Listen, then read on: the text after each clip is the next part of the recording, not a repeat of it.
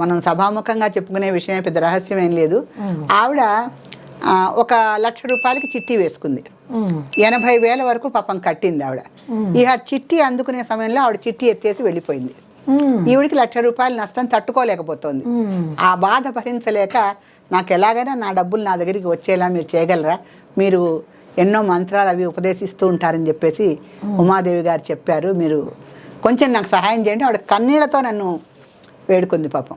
నేను ఇంకా సరే మనకి తోచిన నామం ఒకటి ఇద్దాము లక్ష్మీదేవి కటాక్షం కోసం ఆవిడకి లోపలికి తీసుకెళ్ళి ఒక నామాన్ని ఉపదేశం చేసి ఆవిడని పంపించా. ఆవిడకి ఎలా చదవాలో, సాయం సంధ్యంలో ఎటువంటి ముగ్గు వేసి చక్కగా లక్ష్మీదేవికి పూజ చేస్తూ ఏ నామం చదవాలో చెప్పి పంపించాను. ఆవిడ సరిగ్గా ఒక నెల రోజుల లోపలే నా దగ్గరికి వచ్చిందండి.